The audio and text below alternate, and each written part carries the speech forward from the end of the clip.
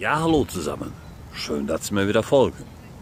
Ich begrüße Sie zu der Folge, wie das Münchner Oktoberfest von Köln nach München und wieder nach Köln kam. Glauben Sie nicht? Ich stehe auf einer Wiese, mitten schön im Sonnenschein. Hinter mir, ja, was soll ich sagen, Bäume, da drumherum, ne? Um die Wiese ist ja ein Platz. Da hinten ein Spielgerät. Was will uns das sagen? Aber hier mir erstmal in das Eingemachte. Aber hier sind nicht Eingemachte zu gehen, muss ich Ihnen erstmal ein paar Sachen erklären. So.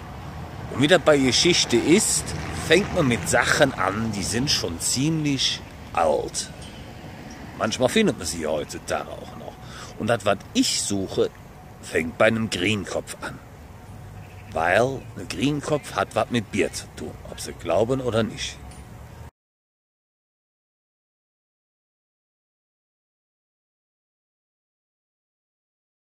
Und zwar sind unterhalb dieser Greenköpfe damals so Rollen gewesen. So ganz einfache, banale Rollen. Und darüber hat man dann, jetzt müssen Sie sich vorstellen, dass da, wo jetzt die Säule ist, ne, da war damals nicht, war damals eine Tür. Und da unten war sozusagen ein Kellereinlass, ne, wie man noch heute von den Brauereien kennt. Und darüber wurden schwere Lasten praktisch in den Keller transportiert. Das heißt, da war eine Seilzucht dran, drunter, unter diesem Grienkopf. Und damit wurden die Lasten runter transportiert. Dieser hier, ja, hat das Datum von 1603, ja, und war wohl bis 1913 noch in Betrieb. Jedoch 1603, das ist ein fiktives Datum. Ich meine, zumindest für den ist das richtige Datum. Nachgewiesen sind diese Greenköpfe schon, ja, seit Klüngelus und Agrippinas Zeiten. Da wurden diese schon in dieser Form genutzt und die Eingänge waren da mit solchen Greenköpfen markiert. Also die Eingänge oder Einlässe, wo man die Waren dementsprechend in den Keller packen konnte. Den Grienkopf werden die einen oder anderen, die schon älter sind, noch von einem Gasthaus kennen, beziehungsweise von einem Brauhaus. Und hinter mir habe ich jetzt mal exemplarisch rausgesucht, Peters Brauhaus, hier in Köln, hier unten in der Nähe vom Brigitte-Gässchen, sprich Alter Markt. Schauen wir uns das doch mal aus der Nähe an. Die kölnischen Stammbierhäuser hatten ein charakteristisches Merkmal über den Haubentüren, den Gattern. Sieht man hier auch, links und rechts. Hing in der Tür ein halbrunder, aus weißen Weiden geflochtener Korb, den man fortschob, wenn man eintreten wollte. Das war der sogenannte Hopfenkorb, der in größeren Brauereien sozusagen den Grienkopf zierte. Und genau so was haben wir hier noch nachempfunden. In den selbst von den deftigsten Bürgern besuchten Brauhäusern herrschte eine patriarchalische Einfachheit. Schwere eicherne Schrägentische, Klobierbänke, eiserne Leuchter mit kupfigen Aufsätzen, an denen die Lichtschere mit einer Kette befestigt, trugen dampfqualmende Unterschlittenlichter, die Mühe hatten, gegen den Tabakkampf anzukämpfen, ihr Licht in den Raum. Ein ungewisses Helldunkel herrschte in jeder Bierstube. Doch was hat das jetzt mit dem Oktoberfest zu tun? Darauf komme ich jetzt. 1809 hatte der Franzose, da ist die Kamera, hatte der Franzose mit seinem napoleonischen Machtanspruch sozusagen die Freiheiten beim Biergenuss hier eingeschränkt. Das wollten sich nicht alle gefallen lassen. Ich meine, es hat ja nun mal nicht jeder die schöne kölsche Art, das kann man aussitzen. Und zwar, wer sich das nicht gefallen lassen wollte, waren die aus der Düsseldorfer Kante, die auf der Kölner Seite gekämpft hatten bei der Schlacht von Worringen. Die konnten nicht abwarten, dass wann war das? 14. Januar 1814 die Franzosen Köln verlassen haben. Nein, die machten was anderes.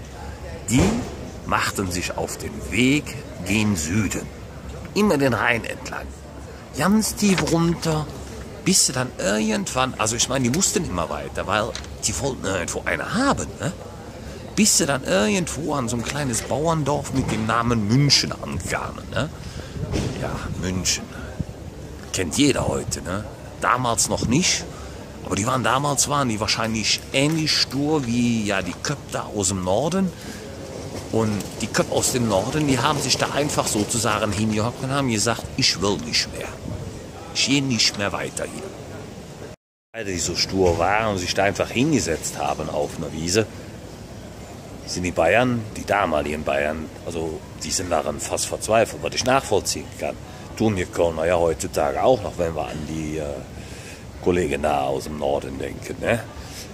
Ja, wie gesagt, die waren verzweifelt und das führte letztendliche Konsequenz dazu, dass sich der Ludwig da in den Starnberger See geschmissen hat und J. um die Welt ein guten Mann sein ließ und von dannen ging. Ne? Ja, jetzt standen die Pseudokölner, standen sie da, doof da, würde ich mal so sagen. Ne? Er wollte nie wieder gut machen. Ne? Also haben die im Jahr 1810 da auf einer Wiese ein Zelt aufgebaut und haben gesagt, wir machen heute ein Fest und bringen uns, nicht uns, euch näher, doch uns euch näher und unsere kulinarischen Hochgenüsse bringen wir euch da. Was die an kulinarischen Hochgenüssen hatten, war ja, das Pferd von der Wiese sozusagen. Und weil zu dem Zeitpunkt war das Kölsch zwar schon erfunden, aber das Brauereirezept noch ganz geheim. Also haben die damit gepunktet, indem sie den Vorgänger des Kölsch, der eine oder andere hatte bestimmt schon mal gehört, das Kölsche Wies, dort kredenzten. Ja. Und so kam das Münchner Oktoberfest auf der Wiesn zu seinem Namen. Haben sie nicht gewusst, wa? Jetzt war das damals allerdings im Oktober. Deswegen hieß das dann auch Oktoberwiesen, ne? Also Oktoberfest. Ne? Da haben sich allerdings dann einige einen Pips geholt, weil denen einfach zu kalt war. Waren die nicht gewohnt. Ne? Und deswegen haben die das vorverlegt in den September. So wie es heute auch ist. Ne? Ja, das war dann 1811, aber da spricht heute keiner mehr von, weil das Jahr von 1810 bis 1811, das beachtet keiner. Ne? Wir beachten die aus dem Norden ja eigentlich auch fast nicht. Dass sie das allerdings dann in den September vorverlegt haben, hatte noch einen weiteren Grund. Die Kölner feierten ja immer ganzjährig Karneval. Aber im September hatten die Kölner ein Fest, ja, zeige ich Ihnen gleich, nämlich der längste Tisch von Köln. Ja. Und da die, ja, darunter gewanderten, ja nun mal nicht unbedingt kölnfreundlich waren, kein Wunder, also da wo die herkommen, ne, haben die das denen zum Gott auch in den September verlegt. Deswegen findet das heutzutage im September statt. Zum einen, die haben sich Pips geholt, der war zu kalt. Und zum anderen wollten die den Kölnern noch irgendwie einen auswischen. Als es dann dazu kam, dass, 2010 so rum muss das gewesen sein, die Bayern zu oft Meister geworden sind. Ja. Und irgendwie die immer ihr blödes Oktoberfest als das ihrige ausgerufen haben. So von wegen, wir sind die Besten der Welt. Ne? Ich sag euch, ne? Erstens, der FC war zu dem Zeitpunkt in der zweiten Liga. Das konnten wir uns ja nicht bieten lassen. Und zweitens, ja, dass die sich das Fest auf die Fahne geschrieben haben, das ging nicht. Ne? Und wenn einer zicken kann, dann kann das der Kölsche. Ne? Ja, seitdem her wird hier in Köln genau das hier gefeiert. Nämlich das erste Kölner Oktoberfest. Und das mit vernünftigem Bier, mit Kölsch. Wollen Sie nicht glauben, ist es so. Guck, da, ein bisschen Werbung machen wir heute.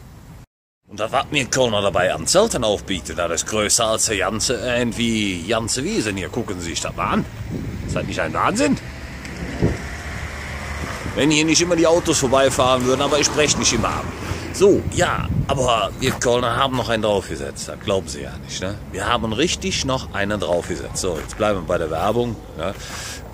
Weil nämlich wir Kölschen halten parallel zu diesem, ja, komm, wir zeigen euch Münchner mal, wo das richtige Oktoberfest herkommt, halten wir noch unser ursprüngliches Fest im September bei. Der längste Tisch von Köln im Severinsviertel. Aber bevor ich Ihnen das zeige, zeige ich Ihnen mal, wie richtige kölsche Gastfreundschaft aussieht. Ne? Gucken Sie mal, das sind die Namen der Stadt und dann so ein toller Eingang hier. Ist das nicht toll? Sehen Sie mal. Und da oben zeigen wir den ganz genau, wo der Dom hängt. Ist da was, da kann man ja schon fast drauf stolz sein, ne? Ihr Bayern. Wisst ihr jetzt Bescheid? Von Köln, direkt hinter der Severinstorburg. Ja, und wie Sie vielleicht so ein bisschen hören können im Hintergrund, ich bin noch nicht mal bis dran und dann hört man heute schon. Viele nicht wissen ist, der längste Tisch von Köln ist die Urmutter aller Straßenfeste hier in Deutschland. Und eines der Straßenfeste oder beziehungsweise das Straßenfest, was die Franzosen, die ich eingangs erwähnte, mit ihrer napolitanischen Einstellungen, Widerstand, keine Ahnung, verboten haben, das ist das Fest.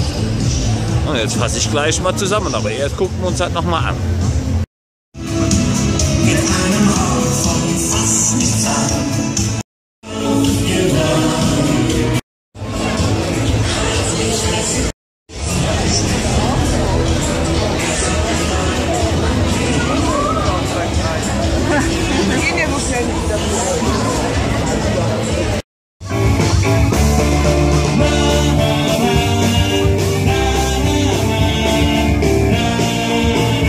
Schwupps stehe ich schon wieder auf der Wiese. Ja, ich möchte aber noch zusammenfassen, weil wir haben jetzt gelernt, dass angefangen von einem Grienkopf, der über eine Gaststätte hängt, wo damals jeder Gast mit begrüßt wurde, die Franzosen sich wahrscheinlich zu oft die Wangen aufgeschrammt haben, weil die kannten kein Ding mal wegwischen, ne? Also den Strauch, der da hängt, zur Seite machen, sondern sie sind immer mitten durch und hatten dann Kratzer im Gesicht. Deswegen haben die uns hier den übermäßigen Bierkonsum verboten, ja, weil die selber immer aussahen wie Lackmeier. Ja, ein paar von uns, also Immis, haben das nicht ausgehalten, sind nach München runter, ne? Und haben da dieses Oktoberfest erfunden. So, jetzt könnte man ja damit sagen, aufgrund der Tatsache, dass das Immis waren, ist das Münchner Oktoberfest eigentlich eine urkölsche Erfindung. Entstanden aus dem, was in der Südstadt auf der Severinsstraße jährlich einmal stattfindet, nämlich der längste Tisch von Köln. So. Und wir können festhalten, die Münchner haben nur ein Oktoberfest. Wir Kölner haben zwei Sachen parallel. Das Oktoberfest und der längste Tisch von Köln. Ja, was habe ich jetzt zusammengefasst? Alles Schöne dieser Welt, was irgendwo gefeiert wird, hat seinen Ursprung in Köln. Und das werde ich immer wieder beweisen können, so wie heute. Ja, dann freue ich mich aber erst einmal, dass Sie mir heute durch die Sendung gefolgt sind. Ich hoffe, Sie hatten ein bisschen Spaß und ja, lehnen Sie sich wieder schlafen.